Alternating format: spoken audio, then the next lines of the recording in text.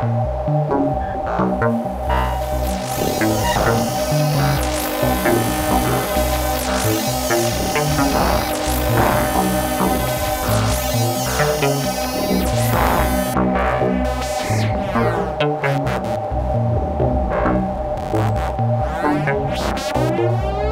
have the sense that there are people who've been sitting through this whole series just like screaming at the monitor, and for a good reason, because the truth of the matter is, and I recognize this, I've been focusing on what people say and the ways that people just describe the differences between these two paradigms.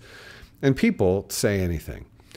But I've gone through, and as I've addressed these ostensible distinguishing factors, I've also pointed out that there is some truth in some ways weaving through some of them.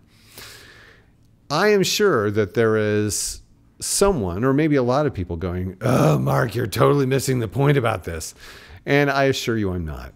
What I will say is this coastal paradigm makes absolute sense within the realm of Eurorack and modular composition of, modern electronic synthesizer music. I recognize that using these two paradigms, even if they're built on questionable sources, they are accurate in describing two different approaches that people currently use with Eurorack and modular setups, pursuing more abstract outcomes and using Buchla related or Buchla inspired or actual Buchla technology. And then there are other people doing more traditional music with things that sprung or could be considered to have sprung from the Moog legacy as well. And it becomes a useful distinction for modern musicians to say, well, I'm doing more of a Buchla thing, or I'm doing more of a Moog thing.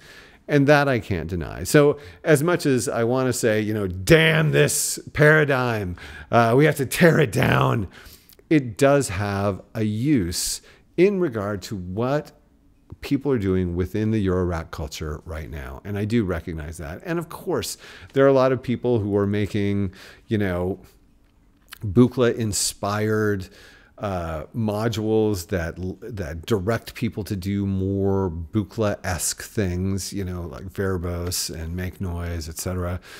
And certainly more traditional, straightforward oscillators for making tones, for making dance music, or etc. So these things do exist within this time. And so when people talk about East Coast and West Coast, I suppose to a degree, if they're talking about the direction they're going with their Eurorack setup, it makes perfect sense to me. Yeah. Well, and even these days, people are, I don't know why people don't use the easel as an amazing analog monosynth, which is what it is, and could even be duophonic under the right circumstances, articulated duophonic. Anyway, the point is, I want to be clear that there is a use for this coastal paradigm in this day and age. But my point is, in defense of defining it, people are making historical assertions that are confusing, misleading, untrue, and destructive to the telling of history that people like me do. So I just wanted to state that. But in general, I've gone over a variety of elements of the foundation of this premise and pointed out these things that were just not true. And I hope in the future that people will sort of cotton on to what actually happened and find more abstract and effective ways of making distinguishing descriptions of these two pursuits that people are currently engaging in. Thank you.